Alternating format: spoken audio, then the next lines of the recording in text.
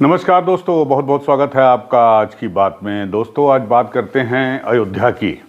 जी हाँ, अयोध्या में प्राण प्रतिष्ठा समारोह में अब बहुत ही कम दिन बचे हुए हैं। आज 6 जनवरी हो गई और 4 दिन इधर और 12 दिन उधर, 11 दिन उधर, मतलब 15 दिन मात्र बचे हुए हैं और पूरी तैयारियां जो है ज़ोर शोर से शुरू हो गई हैं। अयोध्या किस तरह से सज रही है ये तो तमाम आपने चैनलों पर और सोशल मीडिया पर और तमाम फ़ोटोज़ वगैरह देख लिए होंगे।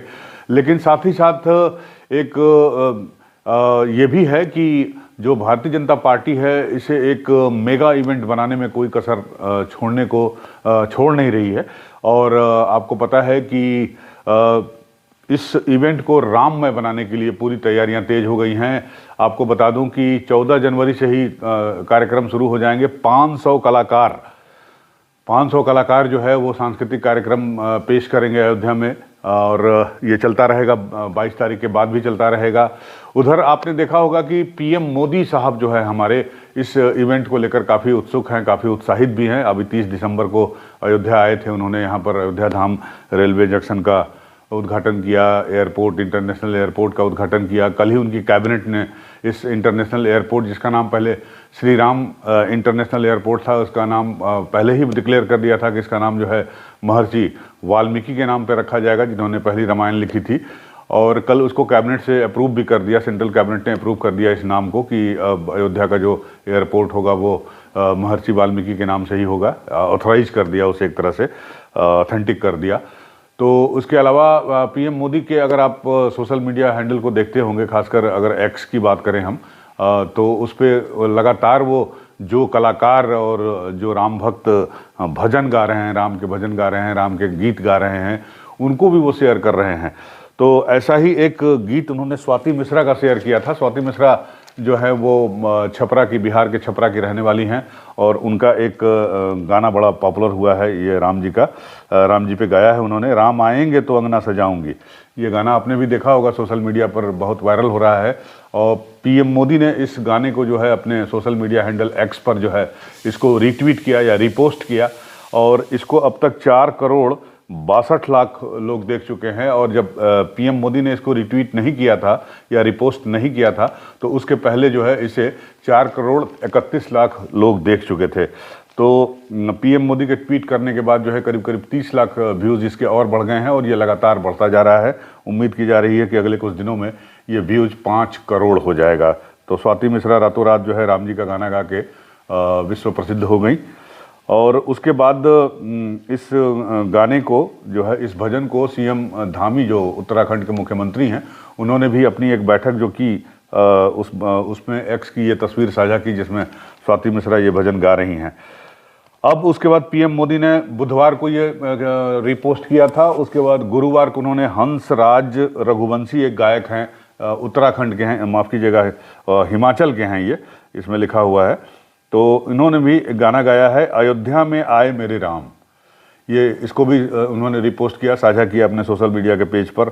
और इसको भी अब तक जो है 2 हफ्ते में यूट्यूब पर 1,40,00,000 लोग देख चुके हैं और पीएम के साझा करने के बाद ये संख्या लगभग 1.5 करोड़ पार कर जाएगी, ऐसा माना जा रहा है।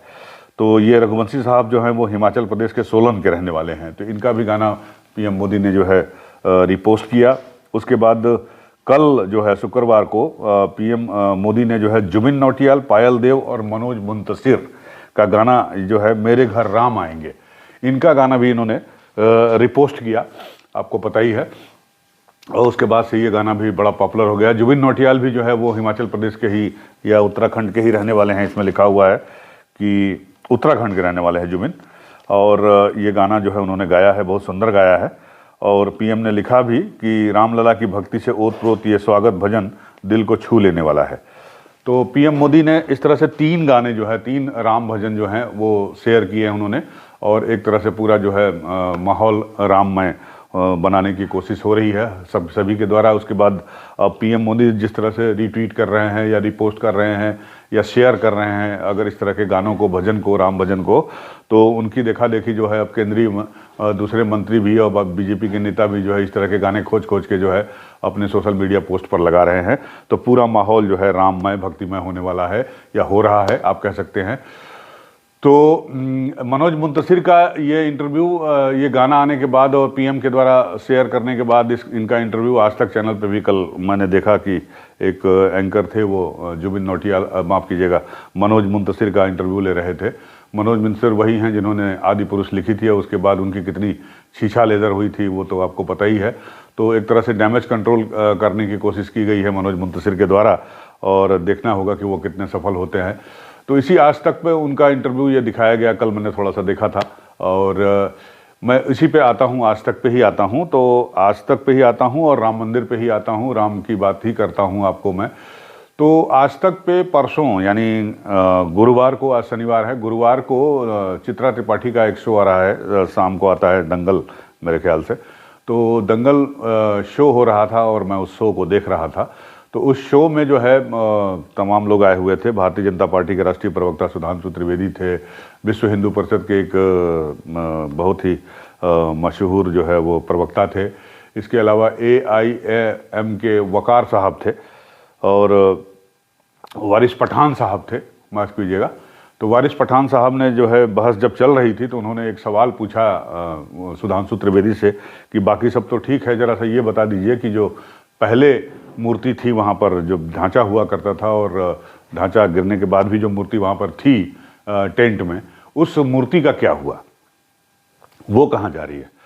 अब तारीफ की बात ये देखिए कि आज तक जैसे चैनल पर बैठे हुए भारतीय जनता पार्टी के राष्ट्रीय प्रवक्ता सुधांशु त्रिवेदी को इस बारे में कोई ठोस जानकारी नहीं थी।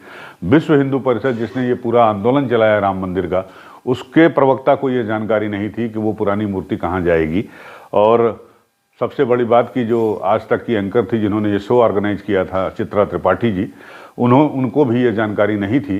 वो खुद ही पूछ रही थी कि आप बताइए, अब वो पूछ रहे हैं सवाल तो आप बता दीजिए। लेकिन इस सवाल का सही जवाब न देके ये दोनों आदमी जो है वारिस पठान को जो है उल्टी सीधी बातें कह रहे थे, आए बाएं साएं एक तरह से बोल लीजिए, बक रहे थे। और मतलब इसकी जानकारी उन्हें नहीं थी। और सुधांशु त्रिवेदी जी का मैंने एक लाइन मुझे याद है, उन्होंने कहा कि देखिए ऐसा है कि कुछ समय के बाद जो है हर धार्मिक स्थल पे जो है वो परिवर्तन हो जाता है। यानी उनके कहने का मतलब था कि वो अब पुरानी मूर्ति वहाँ नहीं रखी जाएगी, जो मैंने समझा, और अब जो है वो नई मूर्ति रखी जाएगी, नई मूर्ति जो बन रही है। तो आपको जानकारी दे दूं कि नई मूर्ति 3 बन रही है और 3 में से एक मूर्ति फाइनल हो गई है, तो उसे गर्भगृह में रखा जाएगा। लेकिन सवाल अब भी ज्यों का त्यों बना हुआ है कि जो पुरानी मूर्ति है वो कहाँ जाएगी, वो उसका क्या होगा।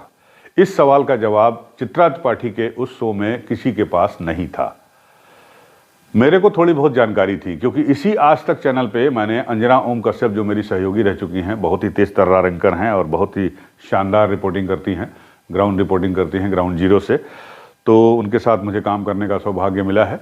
तो उनका एक इंटरव्यू देखा था मैंने, आपके नृपेंद्र मिश्रा जी का इंटरव्यू लिया था उन्होंने, गर्भगृह में ही लिया था, अयोध्या में जो राम मंदिर बन रहा है उसमें जो है उन्होंने इंटरव्यू लिया था। तो वो इंटरव्यू मैंने पूरा देखा था और अपने सोशल मीडिया एक्स पर मैंने उसका फोटो शेयर भी किया था। तो उस इंटरव्यू में नृपेंद्र मिश्रा जी ने कहा था कि जो पुरानी मूर्ति है, जो रामलला की मूर्ति टेंट में थी और जिसको बसाने के लिए, जिसके लिए मंदिर बनाने के लिए इतना बड़ा आंदोलन हुआ, इतनी लंबी लड़ाई लड़ी गई, वो मूर्ति भी गर्भगृह में प्रतिष्ठापित की जाएगी नई मूर्ति के साथ। चूंकि वो छोटी है और दूरी है गर्भगृह में, जो मूर्ति का स्थान होगा, जो चबूतरा होगा और जहाँ से श्रद्धालु दर्शन करेंगे, तो उसमें करीब 15-20 फीट की दूरी है। तो चूंकि वो मूर्ति छोटी है तो वो ज़्यादा दूर रहेगी तो वो भक्तों को दिखाई नहीं देगी, श्रद्धालुओं उसका दर्शन नहीं कर पाएंगे, तो उसे उस सिंहासन के आगे रखा जाएगा। ये जानकारी मुझे याद थी, ये इंटरव्यू मुझे याद था और मुझे बड़ा ताज्जुब हुआ कि इसके बारे में न तो सुधांशु त्रिवेदी को कोई जानकारी थी, न तो चित्रा त्रिपाठी को कोई जानकारी थी और न ही जो है विश्व हिंदू परिषद के जो प्रवक्ता थे उनको जो जानकारी थी। लेकिन ये शो देखने के बाद मेरे मन में भी कौतूहल हो गया, मेरे मन में भी उत्सुकता होगी कि क्या मेरी जानकारी गलत थी या मैंने गलत सुन लिया था नृपेंद्र मिश्रा जी को। क्या वाकई जो है अब उस मूर्ति के बारे में कुछ विचार नहीं किया जा रहा है, रामलला की मूर्ति के बारे में। तो मैंने कल जो है नृपेंद्र मिश्रा जी से बातचीत की।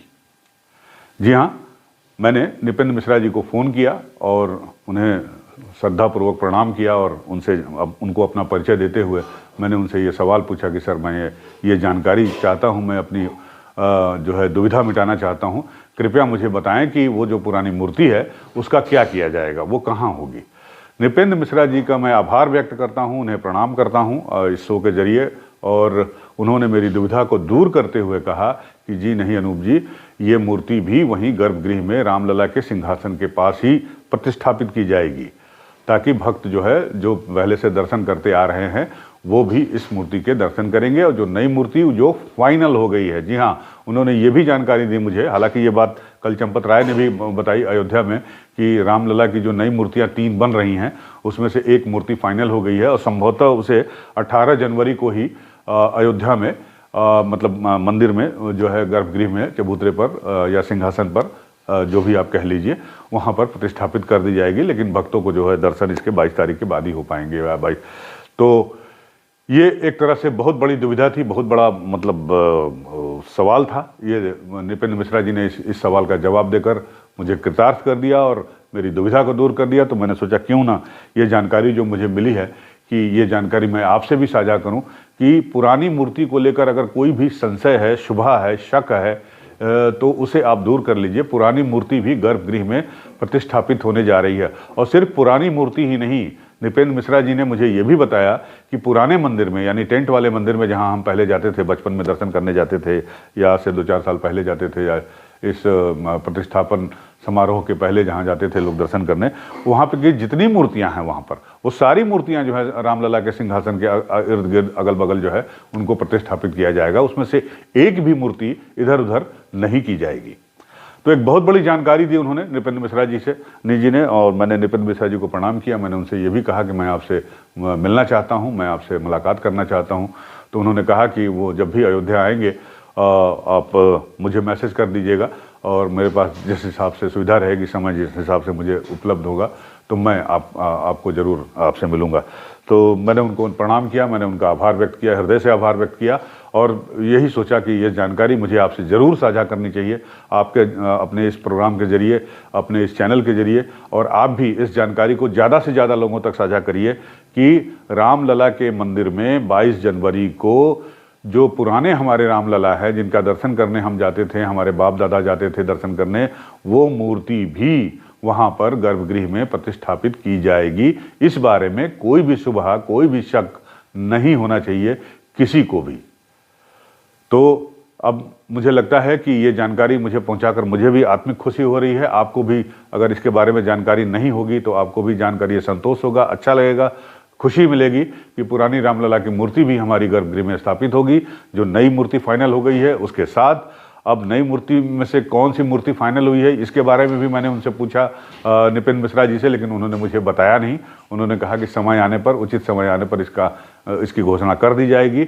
और जिसकी घोषणा कल चंपत राय ने की अयोध्या में कि मूर्ति फाइनल कर दी गई है, लेकिन कौन सी की गई है इसके बारे में उन्होंने नहीं बताया। और मुझे लगता है कि या तो 18 तारीख को या फिर 22 तारीख को ही इस बात का पता चलेगा कि जो 3 नई मूर्तियाँ बनाई गई हैं उसमें से कौन सी मूर्ति फाइनल की गई है।